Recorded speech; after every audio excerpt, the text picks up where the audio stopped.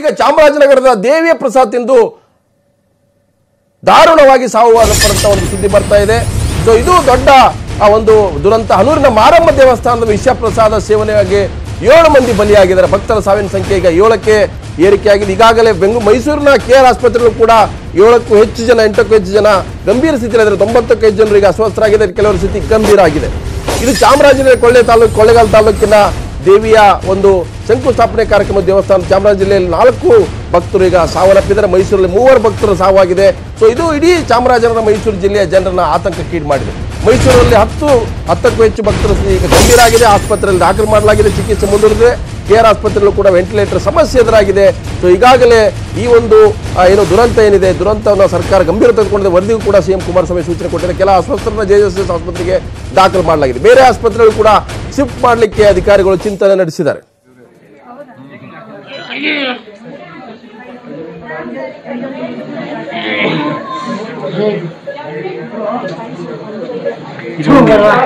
ಸರಿ ಇದನ್ನು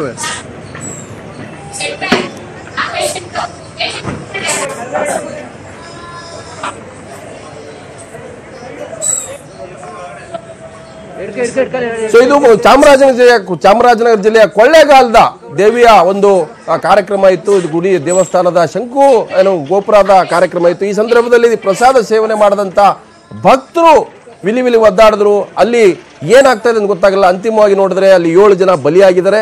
ಸೊ ಇದು ಪ್ರಸಾದದಲ್ಲಿ ವಿಷ ಬೆರೆಸಿದ್ದ ಅಥವಾ ಏನಾದರೂ ಆಹಾರದಲ್ಲಿ ಹೆಚ್ಚು ಕಮ್ಮಿ ಆಗಿದೆಯಾ ತನಿಖೆಯನ್ನು ಗೊತ್ತಾಗಬೇಕು. ಆದರೆ ಸದ್ಯದ ಪ್ರಾಥಮಿಕವಾಗಿರ್ತಕ್ಕಂಥದ್ದು ಆಹಾರ ವಿಷಯ ಆಗಿದೆ ಅನ್ನುವಂಥದ್ದು. ವಿಷಯಕ್ಕೆ ಏನಾದರೂ ಈ ಬಲಿಯಾಗಿದ್ದಾರೆ ಅನ್ನುವಂಥದ್ದು. ಈಗ 7 ಜನ ಬಲಿಯಾಗಿರ್ತಕ್ಕಂಥದ್ದು. ಈಗಾಗಲೇ 10ಕ್ಕೂ ಹೆಚ್ಚು ಜನ ಮೈಸೂರಿನ KR ಆಸ್ಪತ್ರೆಯಲ್ಲಿ ಕೂಡ ಗಂಭೀರ ಸ್ಥಿತಿಯಲ್ಲಿದ್ದಾರೆ. ಚಿಕಿತ್ಸೆ ಕೊಡಲಾಗ್ತಾ ಇದೆ. ಸೊ 95 ಜನರು ಅಸ್ವಸ್ಥರಾಗಿದ್ದಾರೆ. ಅಲ್ಲಿ ಆಹಾರ ಸೇವಿಸಿದಂತ 7 ಜನ ಬಲಿಯಾಗಿದ್ದಾರೆ. ಪ್ರಸಾದ ಸೇವಿಸಿದಂತ 7 ಜನ ಬಲಿಯಾಗಿದ್ದಾರೆ. ಕಾಗೆಗಳು ಕೂಡ ಅಂದ್ರೆ ಏನು ಒಂದು ಆಹಾರವನ್ನ ತೆಗೆದುಕೊಂಡ ಸಂದರ್ಭದಲ್ಲಿ ಪ್ರಾಣವನ್ನು ಕಳ್ಕೊಂಡಿರ್ತಕ್ಕಂಥದ್ದು. ಇಡೀ ಒಂದು ಚಾಮರಾಜನಗರ ಜಿಲ್ಲೆಯ ಈ ಒಂದು ದುರಂತ ಏನಿದೆ ಇಡೀ ಸರ್ಕಾರವನ್ನು ಕೂಡ ಎಚ್ಚೆತ್ತುಕೊಳ್ಳುವಂತೆ ಮಾಡಿದೆ. ಯಾಕೆ ಈ ಪ್ರಕರಣ ಈ ರೀತಿ ಆಯಿತು, ಏನು ದುರಂತ ಅನ್ನುವಂಥದ್ರ ಬಗ್ಗೆ CM ಕುಮಾರಸ್ವಾಮಿ ಕೂಡ ತನಿಖೆಯನ್ನು ಮಾಡಿ ವರದಿ ಕೊಡಿ ಅಂತ ಹೇಳಿದ್ದಾರೆ.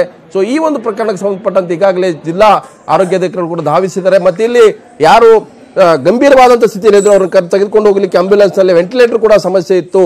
ಸೊ ಅಲ್ಲಿ ಒಂದು ಬಲೂನನ್ನು ಇಟ್ಕೊಂಡು ಆಮ್ಲಜನಕ ಪೂರೈಸುವ ಪ್ರಯತ್ನ ಕೂಡ ನಡೆದಿರ್ತಕ್ಕಂಥದ್ದು. ಬಹಳಷ್ಟು ಜನ ಇಲ್ಲಿ ಗಂಭೀರವಾಗಿ ಅಸ್ವಸ್ಥರಾದಂಥವ್ರನ್ನ ಸಾಗಿಸಲಿಕ್ಕೆ ಬಹಳಷ್ಟು ತೊಂದರೆ ಆಯಿತು. ಮೈಸೂರಿನಲ್ಲೂ ಕೂಡ ವೆಂಟಿಲೇಟರ್ ಸಮಸ್ಯೆ ಆಗಿದೆ.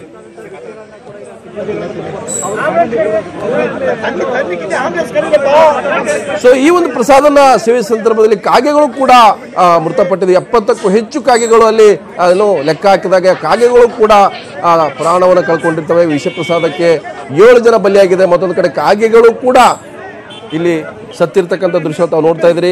ಇವತ್ತು ಮಾರಮ್ಮನ ದೇವಿಯ ಒಂದು ಗೋಪುರದ ಶಂಕುಸ್ಥಾಪನೆ ಕಾರ್ಯಕ್ರಮ ಇತ್ತು. ಅಲ್ಲಿ 2 ಬಣಗಳ ಮಧ್ಯೆ ಗಲಾಟೆ ಇತ್ತು.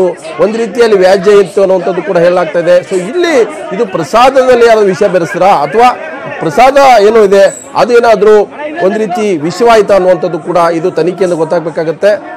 ಸೊ ಯಾವ ಪಾತ್ರೆಯಲ್ಲಿ ಅವರು ಅಡಿಗೆ ಮಾಡಿ ಮಾರಮ್ಮ ಭಕ್ತರ ಸಾವಿಗೆ ಕೀಟನಾಶಕ ಕಾರಣ ಅಂತೇಳಿ ಈಗ ತನಿಖೆಯಿಂದ ಗೊತ್ತಾಗ್ತಾ ಇದೆ. ಮಾರಮ್ಮ ಏನು ದೇವಿಯ ಪ್ರಸಾದದಲ್ಲಿ ಕೀಟನಾಶಕ ಬೆರಕೆ ಆಗಿದೆ ಅಂದ್ರೆ ಯಾರೋ ಉದ್ದೇಶಪೂರ್ವಕವಾಗಿಯೇ ಇದರಲ್ಲಿ ವಿಷ ಬೆರೆಸಿದ್ದಾರೆ ಅನ್ನುವಂಥದ್ದು ಇದನ್ನು ಗೊತ್ತಾಗ್ತದೆ. KR ಆಸ್ಪತ್ರೆ ವೈದ್ಯ ರಾಜೇಶ್ ಇದನ್ನ ಸ್ಪಷ್ಟಪಡಿಸಿದ್ದಾರೆ. ಸೊ ಇದು ದೇವಿಯ ಭಕ್ತರ ನಡುವೆ ನಡೆದಂತ ಗುಂಪು ರಾಜಕಾರಣ ಇರ್ಬೋದು. ಮಾರಮ್ಮ ಭಕ್ತರ ಸಾವಿಗೆ ಕೀಟನಾಶಕ ಕಾರಣ ಅನ್ನುವಂಥದ್ದು ಈಗ ತನಿಖೆಯಿಂದ ಗೊತ್ತಾಗ್ತಾ ಇದೆ. ಪ್ರಸಾದದಲ್ಲಿ ಕೀಟನಾಶಕ ಅಂಶ ಇದೆ ಅನ್ನುವಂಥದ್ದು ವೈದ್ಯ ರಾಜೇಶ್ ಹೇಳಿದ್ದಾರೆ. ಹಾಗಿದ್ರೆ ಇಲ್ಲೇ ಆ ದೇವಿಯ ಒಂದು ಏನು ಗೋಪುರದ ಕಾರ್ಯಕ್ರಮ ಇತ್ತು, ಶಂಕುಸ್ಥಾಪನೆ ಮಾಡ್ತಕ್ಕಂಥದ್ದು. ಆ ಕಾರ್ಯಕ್ರಮದಲ್ಲಿ 2 ಬಣಗಳಾಗಿರ್ತಕ್ಕಂಥದ್ದು. ಹಾಗಾಗಿ ಇಲ್ಲಿ ಈ ಪ್ರಸಾದದಲ್ಲಿ ಕೀಟನಾಶಕ ಅಂಶ ಪತ್ತೆಯಾಗಿದೆ ಅನ್ನುವಂಥ ವೈದ್ಯರು ಹೇಳಿದ್ದಾರೆ.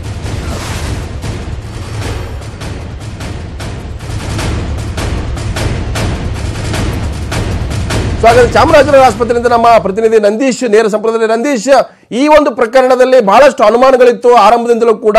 ಇದು ಪ್ರಸಾದ ಸೇವನೆಯಿಂದ ಆಗಿದ್ದು ಆದರೂ ಕೂಡ ಇದರಲ್ಲಿ ಯಾರಾದರೂ ಉದ್ದೇಶಪೂರ್ವಕವಾಗಿ ವಿಷ ಬೆರೆಸಿರೋದು. ಆದರೆ ವೈದ್ಯರ ಹೇಳೋ ಪ್ರಕಾರ ಇದರಲ್ಲಿ ಕೀಟನಾಶಕ ಅಂಶ ಇದೆ ಅಂತ. ಹಾಗಿದ್ರೆ ಏನಿದು 2 ಗುಂಪುಗಳಾಗಿತ್ತು ಈ ಒಂದು ಮಾರಮ್ಮನ ದೇವಸ್ಥಾನದ ಕಾರ್ಯಕ್ರಮ ನೆಪದಲ್ಲಿ. ಹಾಗಿದ್ರೆ ಏನಾಗಿದೆ ಈಗಿರ್ತಕ್ಕಂಥ ಅಲ್ಲಿ ಪರಿಸ್ಥಿತಿ ಏನು?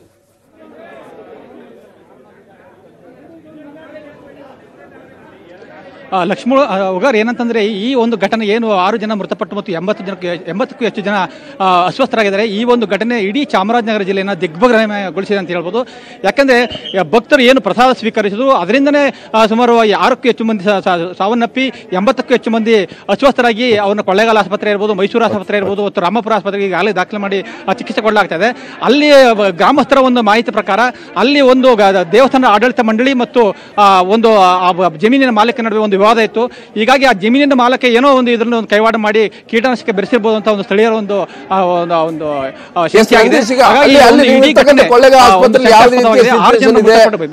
ಈಗ ಗಂಭೀರ ಗಾಯಗಳು ಅಸ್ವಸ್ಥರಾದಂತವರಿಗೆ ವೈದ್ಯಕೀಯ ಚಿಕಿತ್ಸೆ ಇರ್ಬೋದು, ಅವರಿಗೆ ಸರಿಯಾದಂತ ಬೆಡ್ಗಳು ಯಾವ ರೀತಿಯಾದಂತ ಇದೆ ಅಲ್ಲಿ ಪರಿಸ್ಥಿತಿ ಏನಿದೆ?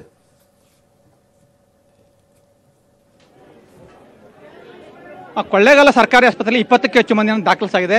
ಇಲ್ಲಿ ತೀವ್ರ ಅಸ್ವಸ್ಥರಾದರನ್ನ ಮೈಸೂರಿಗೆ ಕೊಂಡೊಯ್ಯಲಾಗ್ತದೆ. ಆಂಬುಲೆನ್ಸ್ ಮುಖಾಂತರ ನೀವು ದೃಶ್ಯದಲ್ಲಿ ನೋಡ್ಬೋದು, ಅವ್ರನ್ನ ಮೈಸೂರಿಗೆ ಸಾಗಿಸುವಂತ ಒಂದು ವ್ಯವಸ್ಥೆ ಮಾಡ್ತಾ ಇದ್ದಾರೆ. ಇಲ್ಲಿ ಯಾವುದೇ ರೀತಿ ಸಮಸ್ಯೆ ಆಗಿಲ್ಲ, ಡಾಕ್ಟರ್ ಕೊರತೆ ಆಗಲಿ ಅಥವಾ ಬೆಡ್ಗಳ ಸಮಸ್ಯೆ ಆಗಲಿ, ಆ ಥರದ್ದು ಯಾವ್ದು ಸಮಸ್ಯೆ ಆಗಿಲ್ಲ. ಆದರೆ ಇಲ್ಲಿ ಅಸ್ವಸ್ಥರಾಗಿ ತೀವ್ರ ಅಸ್ವಸ್ಥರಾಗಿರುವಂತಹ ಇಲ್ಲಿ ಚಿಕಿತ್ಸೆ ಕೊಡಲಾಗಿರುವಂತಹ ರೋಗಿಗಳನ್ನ ಅಸ್ವಸ್ಥರಾಗಿರೋನ್ನ ಮೈಸೂರು ಆಸ್ಪತ್ರೆಗೆ ದಾಖಲು ಮಾಡಲಾಗ್ತಾ ಇದೆ. ಮೈಸೂರು ಪ್ರತಿನಿಧಿ ಪುಟ್ಟಪ್ಪ ಜೊತೆ ದೂರ. ಪುಟ್ಟಪ್ಪ, ಈಗ ಪ್ರಾಥಮಿಕವಾಗಿ ವೈದ್ಯರು ಏನ್ ಹೇಳ್ತಾ ಇದ್ದಾರೆ, ಇದರಲ್ಲಿ ವಿಷಕಾರಿ ಅಂಶ ಇದೆ ಅನ್ನೋದು, ಹಾಗಾದ್ರೆ ಕೀಟನಾಶಕ ಅಂಶ ಪತ್ತೆಯಾಗಿದೆ ವೈದ್ಯರ ರಾಜ್ಯ ಹೇಳ್ತಾ ಇದ್ದಾರೆ.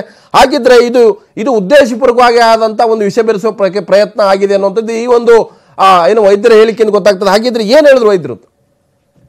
ಏನು ಲಕ್ಷ್ಮಣ್, ಮೈಸೂರಿನ KR ಆಸ್ಪತ್ರೆಗೆ ಸುಮಾರು 25 ಮಂದಿಯನ್ನ ಕರೆತರಲಾಗಿದೆ. ಅದರಲ್ಲಿ 2 ಮೃತರಾಗಿದ್ದಾರೆ.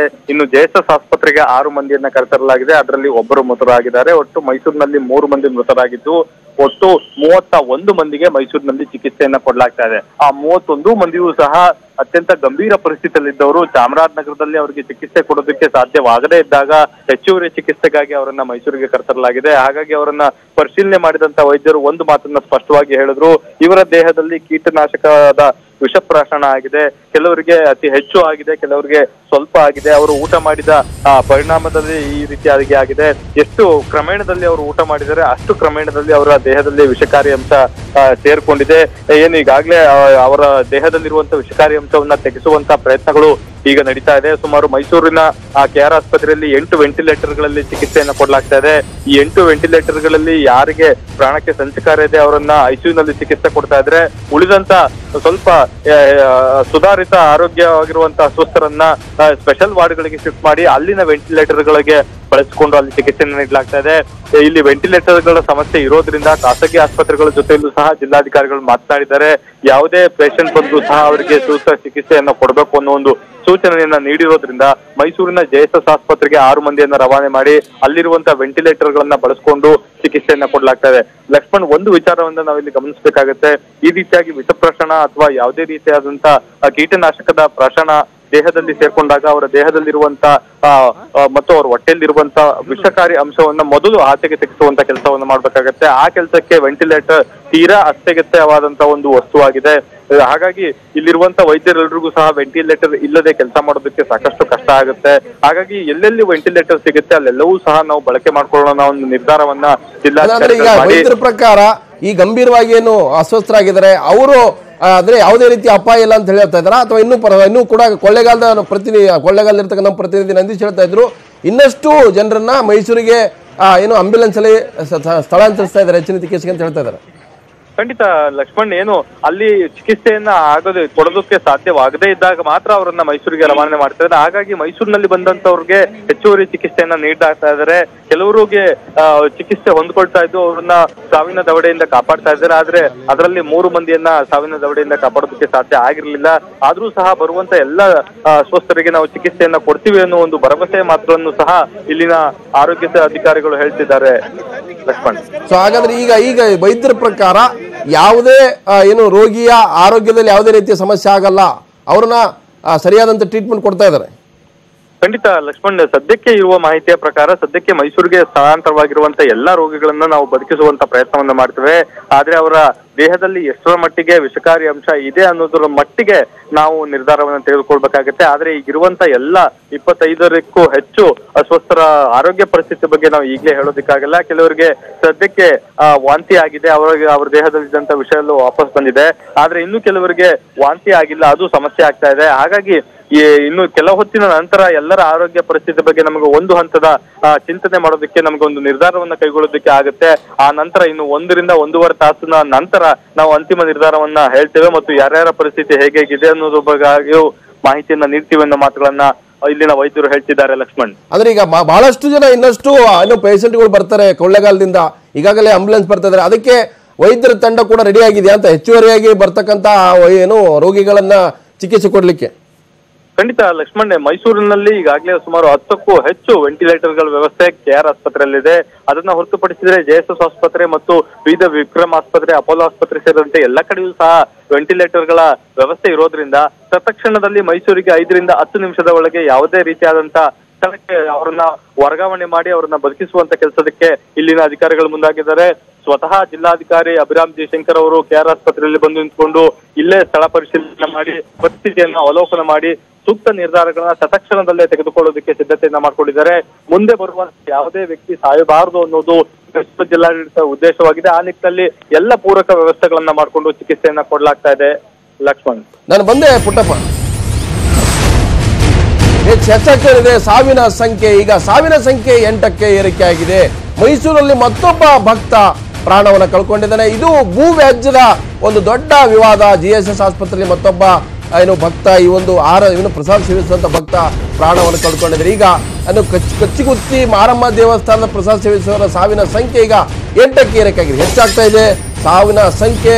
ಮೈಸೂರಿನ KR ಆಸ್ಪತ್ರೆಯಲ್ಲಿ ಚಿಕಿತ್ಸೆಗೆ ದಾಖಲಾದಂತ ಇನ್ನೊಬ್ಬ ಭಕ್ತ, ಮೈಸೂರಲ್ಲಿ ಮತ್ತೊಂದು ಕಡೆ JSS ಆಸ್ಪತ್ರೆಯಲ್ಲಿ ದಾಖಲಾದಂತ ಇನ್ನೊಬ್ಬ ಕೂಡ ಪ್ರಾಣವನ್ನು ಕಳ್ಕೊಂಡಿದ್ದಾನೆ. JSS ಆಸ್ಪತ್ರೆ ಕೂಡ ಸಾವು ಆಗಿದೆ ಅನ್ನೋದು ಮಾಹಿತಿ ಬರ್ತಾ ಇದೆ. ಹಾಗಿದ್ರೆ ಸಾವಿನ ಸಂಖ್ಯೆ ಹೆಚ್ಚಾಗ್ತಾ ಇದೆ. ಈಗ 8ಕ್ಕೆ ಏರಿಕೆ ಆಗಿದೆ. ಕೊಳ್ಳೇಗಾಲದ ಮಾರಮ್ಮನ ದೇವಿಯ ಪ್ರಸಾದ ಸೇವಿಸಿದಂತವರ ಸಾವಿನ ಸಂಖ್ಯೆ 8ಆಗ್ತಾ ಇದೆ.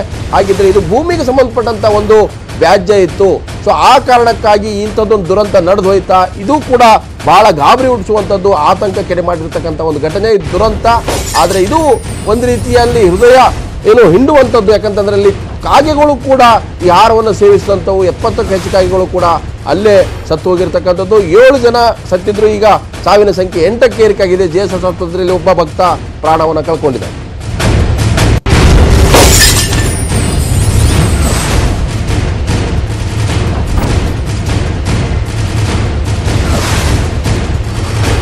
ಮೈಸೂರಿಗೆ ಹೆಚ್ಚಿನ ಚಿಕಿತ್ಸೆಗೆ ದಾಖಲಾದಂಥವರು ಒಂದು ಕಡೆ KR ಆಸ್ಪತ್ರೆಯಲ್ಲಿ ಕೂಡ ದಾಖಲಾಗಿದ್ರು. ಹಾಗೆ JSS ಆಸ್ಪತ್ರೆಯಲ್ಲಿ ಕೂಡ ದಾಖಲು ಮಾಡಲಾಗಿದ್ದು. JSS ಆಸ್ಪತ್ರೆಯಲ್ಲಿ ಒಬ್ಬ ಚಿಕಿತ್ಸೆ ಫಲಕಾರಿಯಾಗಿದೆ, ಪ್ರಾಣವನ್ನು ಕಳ್ಕೊಂಡಿದ್ದಾರೆ. ಹಾಗೆ KR ಆಸ್ಪತ್ರೆಯಲ್ಲೂ ಕೂಡ ಒಬ್ಬ ಪ್ರಾಣವನ್ನು ಕಳ್ಕೊಂಡಿದೆ. ಹೆಚ್ಚಾಗ್ತಾ ಇದೆ ಸಾವಿನ ಸಂಖ್ಯೆ. ಇದು ಕೊಳ್ಳೇಗಾಲದ ಮಾರಮ್ಮ ದೇವಿಯ ಪ್ರಸಾದ ಸೇವಿಸಿ ಇವತ್ತು 8 ಜನ ಪ್ರಾಣವನ್ನು ಕಳ್ಕೊಂಡಿದ್ದಾರೆ.